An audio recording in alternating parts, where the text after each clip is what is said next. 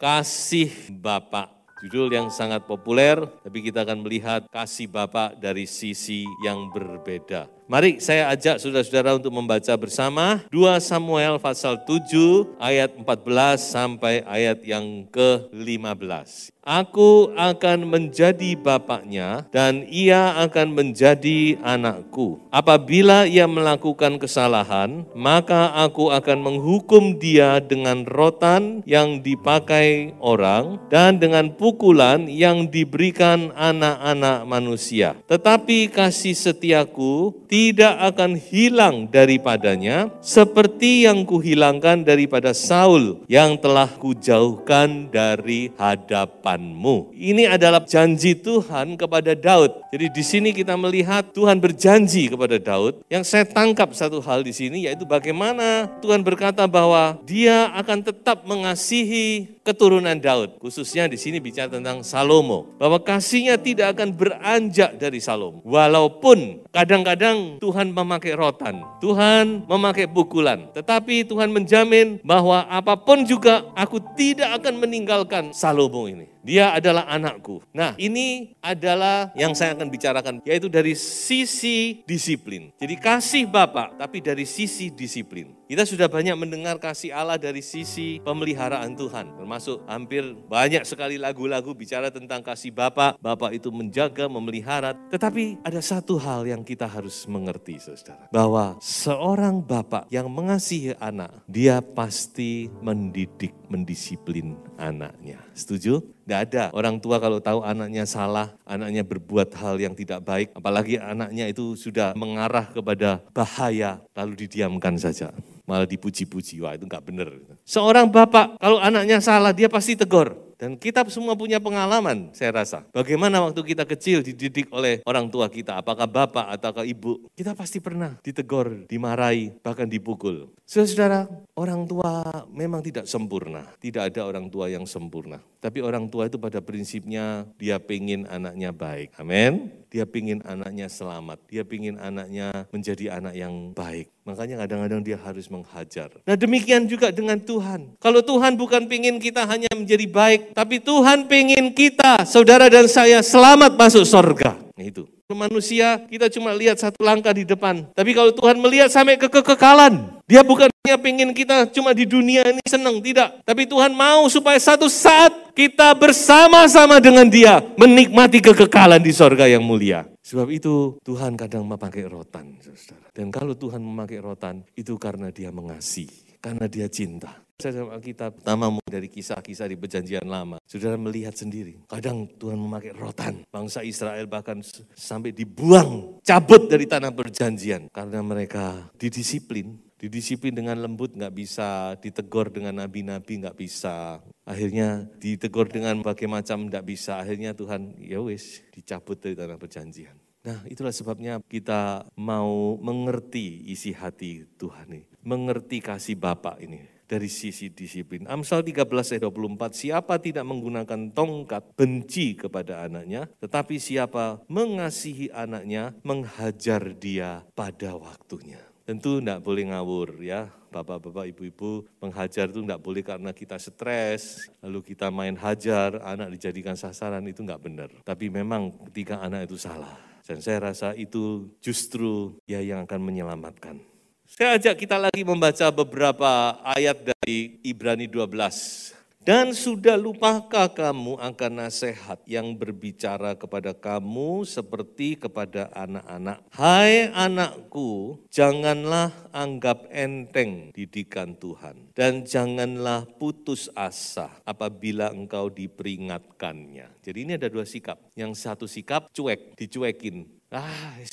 Nah, tapi sikap yang lain sebaliknya terlalu masuk hati sampai akhirnya dikatakan putus asa. Nah ini antara dua ini kita tidak boleh cuek, tapi kita jangan juga terus terlalu segala sesuatu dimasukkan hati. Nah ini karena Tuhan menghajar orang yang dikasihinya. Seperti tadi bukan? Justru karena dikasihi Tuhan itu hajar. Tentu kalau kita salah. Dan orang yang diakuinya sebagai anak. Jika kamu harus menanggung ganjaran, Allah memperlakukan kamu seperti anak. Kita nggak pernah didik anak tetangga, bukan?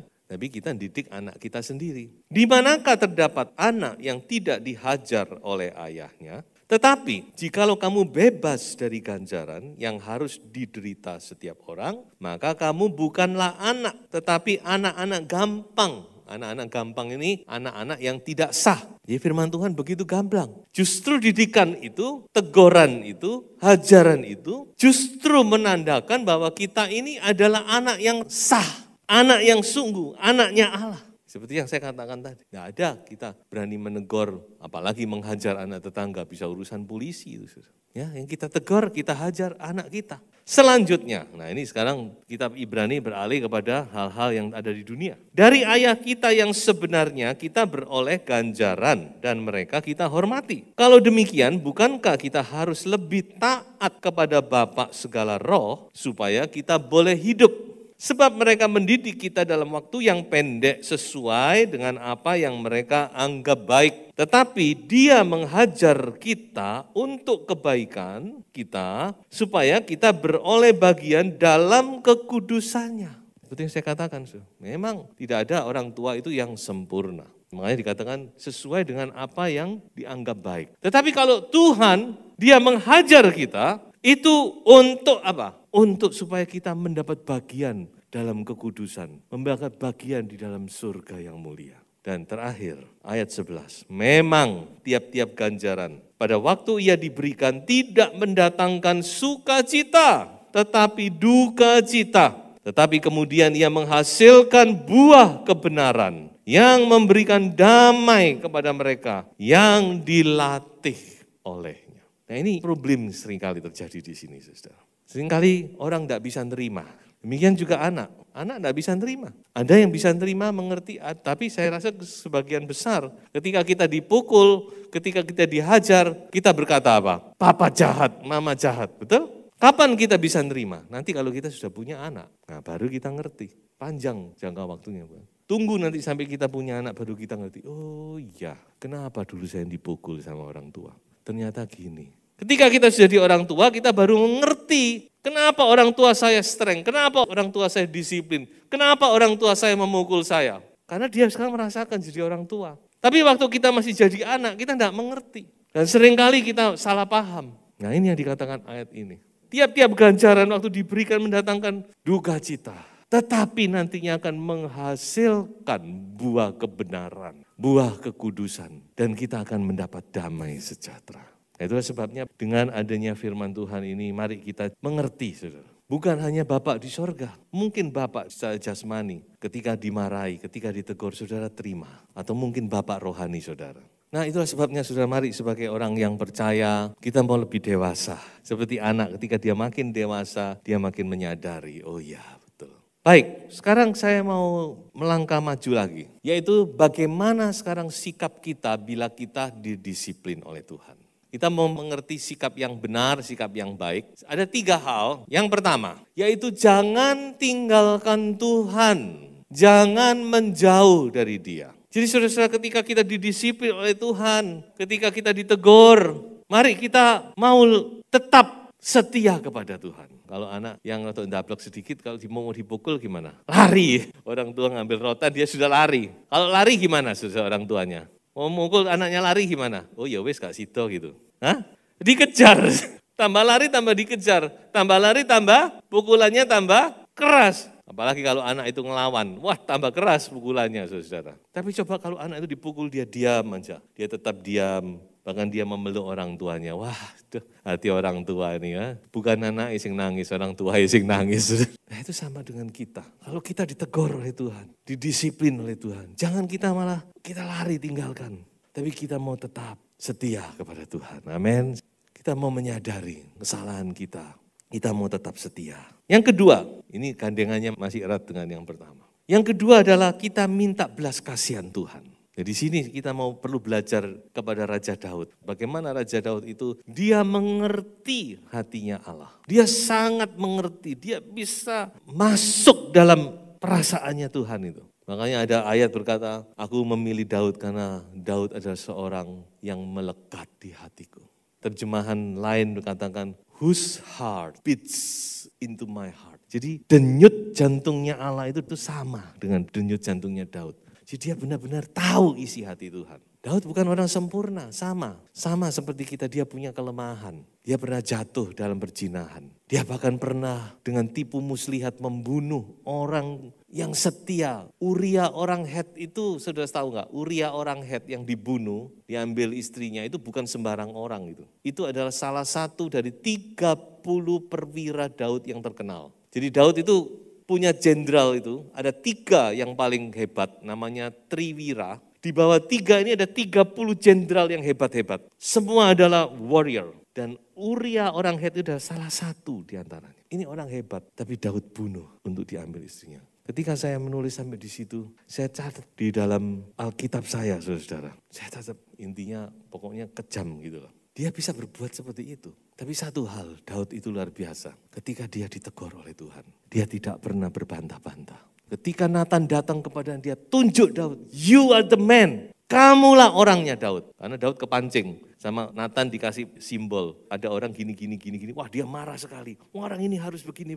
Orang ini harus dibunuh, harus begini. Lalu Nathan gak tanggung-tanggung, dia bilang orang itu adalah kamu. Dan Daud langsung dia tunduk, dia bilang aduh aku sudah bersalah. Ampuni aku Tuhan. Bahkan dia menyesal, dia berpuasa, dia berdoa, dia minta ampun. Mazmur 51 itu adalah Mazmur Daud waktu dia bertobat, saudara. Jadi ini adalah hal yang sangat baik yang perlu kita teladani, yaitu minta belas kasihan Tuhan. Mengapa? Nah, perhatikan ini. Karena Allah kita adalah Allah penyayang dan pengasih. Di dalam Keluaran pasal 34 ayat 6, Tuhan berkata tentang dirinya sendiri. Berjalanlah Tuhan lewat dari depannya, maksudnya di depan Musa, dan berseru, Tuhan, Tuhan Allah penyayang dan pengasih, panjang sabar, berlimpah kasihnya dan setianya. Dalam terjemahan lama, dipakai kata huwa, rahmani dan rahimi. Ar-rahmani, ar-rahimi. Sudah tahu bahwa bahasa Ibrani dari belas kasihan itu adalah raham. Dari kata raham muncul kata rahim, rahimi. Dari kata rahim muncul kata rahim. Jelas? Kenapa kok Tuhan itu berbelas kasihan? Karena kita semua lahir dari rahimnya Tuhan. Anak-anak Tuhan ini dilahirkan baru, seolah-olah dia lahir dari rahim seorang ibu. Dari rahimnya Bapa. Sebab itu dia selalu berbelas kasihan. Tidak ada seorang ibu itu yang tidak mengasihi anaknya. Kasih yang terbesar dalam dunia ini adalah kasih ibu. Bapak juga mengasihi, tapi lain dengan ibu. Mengapa? Karena ibu mengandung 9 bulan. Dan ini tidak bisa digantikan oleh siapa-siapa. Kedekatan ibu dengan anak itu tidak bisa dilawan oleh siapapun. Karena ada rahim yang sudah mengandung anak ini dari janin sampai dia lahir. Demikian juga dengan Allah kita, saudara. Mengapa dia mengasihi saudara dan saya? Karena kita adalah anak-anak yang dilahirkan seolah-olah dari rahim seorang ibu. Sebab itu kalau kita tahu hal ini, apapun juga saudara, datang kepada Tuhan. Ibu itu anak sudah keliru pun tetap dikasihani. Sakno anakku. Karena dia yang melahirkan. Tetapi, mungkin saudara berkata, tapi ada ibu yang buang anaknya, ya toh? Nah ini ayat ini, coba. Dapatkah seorang perempuan melupakan bayinya sehingga ia tidak menyayangi anak dari kandungannya? Mungkin saudara berkata, bisa memang. Tetapi, perhatikan ayat berikutnya, sekalipun dia melupakannya, aku tidak akan melupakan engkau. Haleluya, haleluya. Inilah kasih Allah yang melampaui segala kasih di dunia ini. Sebab itu saudara-saudara, mari kita bisa tenang di dalam hadirat Tuhan. Tenang dalam segala keadaan, kita tetap serahkan diri kepada Tuhan. Ini poin yang berikutnya yang akan saya sampaikan. Yaitu menanti dengan tenang pertolongannya. Haleluya. Nantikan dengan tenang. Karena Tuhan itu tidak akan tinggal diam. Saya tidak pernah membaca dalam Alkitab Tuhan itu meninggalkan umatnya dan lupa sama sekali, tidak. Saudara perhatikan, kalau sudah membaca tentang kitab nabi-nabi, setiap kitab nabi-nabi sebagian besar berisi hukuman. Selalu berisi ancaman hukuman, nubuatan tentang hukuman, bukan? Tetapi selalu diakhiri dengan apa? Janji pemulihan. Nanti sudah lihat baca. Nah ini Tuhan kita, saudara. Walaupun dia memang kadang marah, Tuhan itu marah dengan Israel, dengan Yehuda. Dia marah besar, sampai dia cabut mereka dari tanah perjanjian itu karena saking marahnya sudah. Bahkan raja yang namanya Raja Yosia, itu raja yang sangat luar biasa. Pada zamannya kerajaan Yehuda sudah hampir musnah itu. Itu dia mengalami reformasi, mengalami kebangunan rohani yang terakhir, yang terbesar, Yosia. Tapi dikatakan dalam ayat itu sayang, Tuhan tidak bergeming, dia sudah kadung marah. Dikatakan sudah tidak ada obatnya lagi. Begitu rupa marahnya Tuhan, sampai tidak bisa digoyahkan oleh Yosia, saudara. Tetapi toh masih ada janji pemulihan. Saya itu poin ini berkata menanti dengan tenang. Kalau kita tahu ini adalah Tuhan yang sedang mendisiplin, kita tidak usah lari sana sini, lalu kita bingung, lalu kita ini, saudara. Sudah kita tenang, kita mohon belas kasihan Tuhan, kita tetap setia kepada Tuhan. Pasti pemulihan itu terjadi. Ratapan pasal 3 ayat 26 sampai 32 ini saya cuplik beberapa ayat saja. Saya bacakan, adalah baik menanti dengan diam pertolongan Tuhan, biarlah ia duduk sendirian dan berdiam diri kalau Tuhan membebankannya, karena tidak untuk selama-lamanya Tuhan mengucilkan, karena walau ia mendatangkan susah, ia juga menyayangi menurut kebesaran kasih setianya. Amin. Jadi saudara-saudara, Tuhan itu mengasihi Anda. Dia cinta kepada kita. Dia menaruh belas kasihan kepada kita. Sudah tenang, saudara percaya. Dipulihkan segala sesuatu. Tuhan baik, dia pasti menggenapi janjinya. Haleluya. Sebab itu saya simpulkan khotbah ini, Tuhan adalah Bapa yang baik. Ia memberkati, tetapi ia juga mendisiplin. Dan bila Anda sedang didisiplin olehnya, tetaplah setia, tetaplah tenang di dalam kasih-Nya. Tuhan Yesus memberkati. Haleluya.